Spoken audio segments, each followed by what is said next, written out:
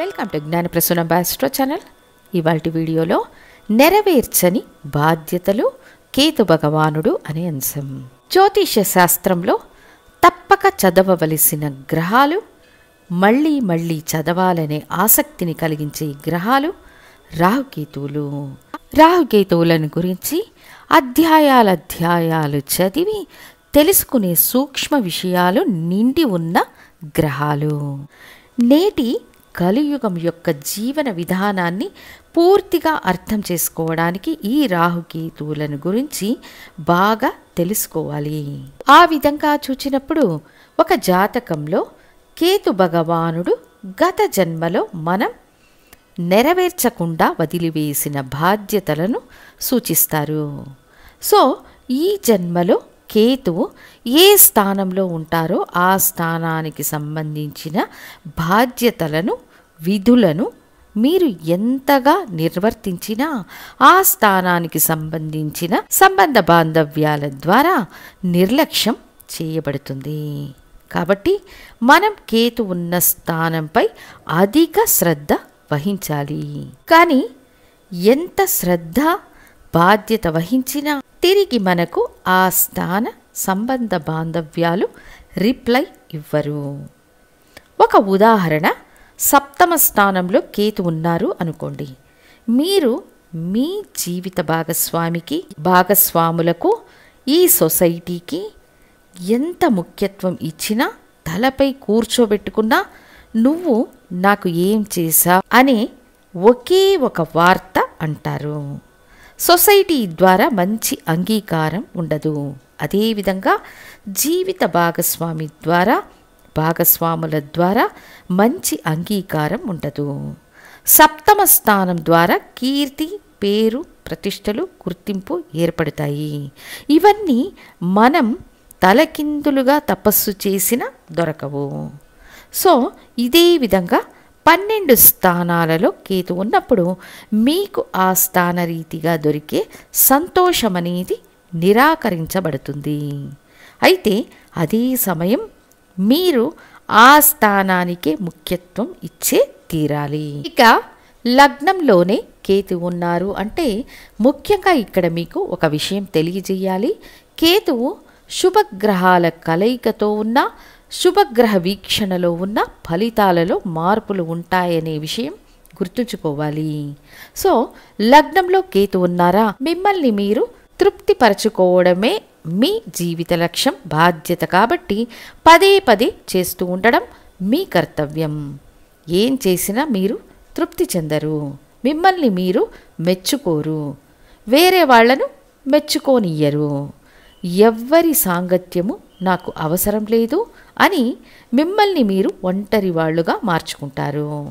అన్ని విషయాలలో ఒక ప్రశ్న ఉంటుంది, ఒక శోధన ఉంటుంది.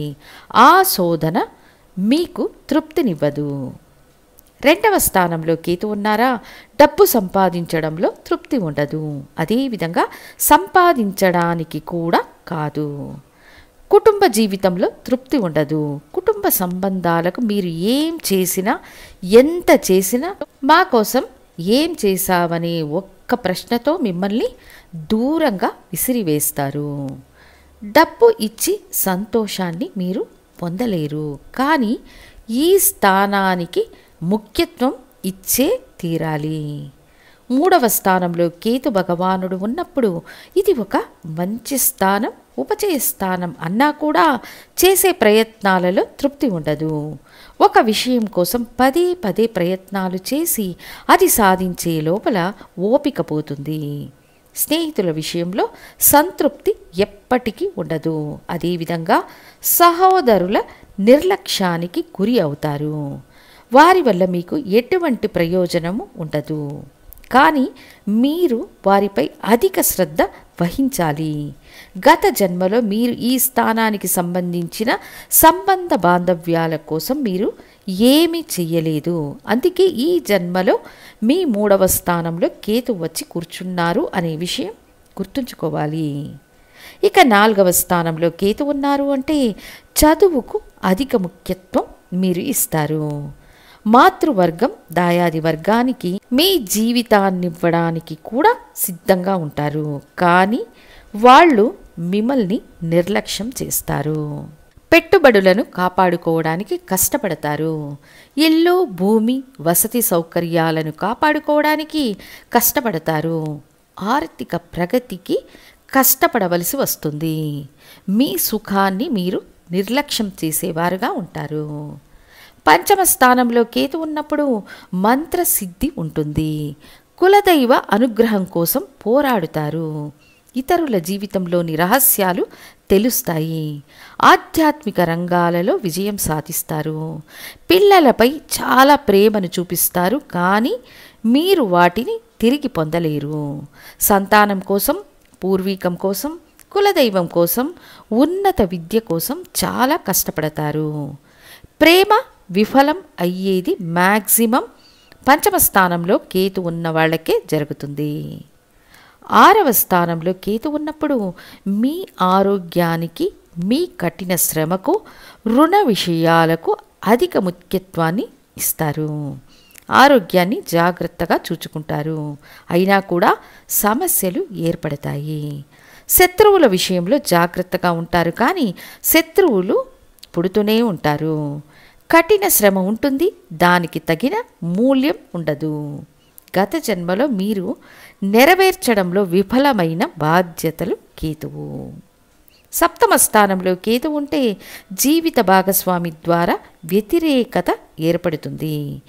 ఎంత జాగ్రత్తగా చూచుకున్నా జీవిత భాగస్వామి ద్వారా ఒక చిన్న అభినందన కూడా లభించదు.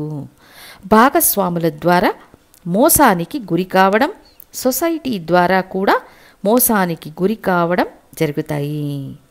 ఇక 8వ స్థానంలో కేతు ఉన్నారా, ఆయుష్కు ప్రాముఖ్యత ఇవ్వాలి. అయినా కూడా ఆయుష్కు భంగం ఏర్పడుతుంది.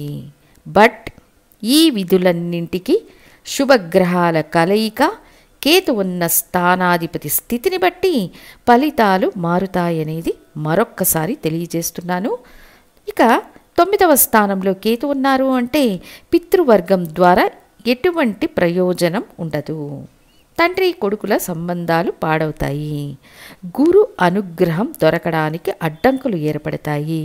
మంచి గురు మార్గులను పొందడానికి అడ్డంకులు ఏర్పడతాయి. గురువును నిందించే పరిస్థితులు ఏర్పడతాయి. తండ్రికి, పితృవర్గానికి ఎంత ముఖ్యత్వం ఇచ్చినా అక్కడి నుండి రిటర్న్స్ ఉండవు. తర్వాత 10వ స్థానంలో కేతు ఉంటే గత జన్మలో వృత్తిరీతిగా మీ బాధ్యతలను విస్మరించారని అర్థం. ఈ జన్మలో పని పని అని పరిగెత్తి చేసిన ఒక అంగీకారం ఉండదు. పదవి, పట్టం మొదలైన వాటిల్లో అడ్డంకులు ఏర్పడుతూనే ఉంటాయి. ఎంత సంపాదించినా సరిపోదు, తృప్తి ఉండదు. ఇక 11వ స్థానం అన్ని గ్రహాలకు అనుకూలమైన స్థానం అన్నా కూడా కేతువు ఈ స్థానంలో ఉన్నప్పుడు పెద్ద సహోదరుల సంబంధం పాడవుతుంది. అభిలాషలు నెరవేరడానికి అడ్డంకులు ఏర్పడుతుంటాయి. కఠిన ప్రయత్నాలు, కఠిన పోరాటాలకు పిదప ఒక ఆశ అనేది నెరవేరుతుంది. తర్వాత 12వ స్థానంలో కేతు ఉన్న వారికి మోక్షానికి సంబంధించిన చింతనలు అధికంగా ఉంటాయి. నిద్ర చెడిపోతుంది. అయన శయన భోగం పాడవుతుంది. సుఖం కోసం తీవ్రంగా ప్రయత్నించినప్పటికీ సంతృప్తి చెందరు.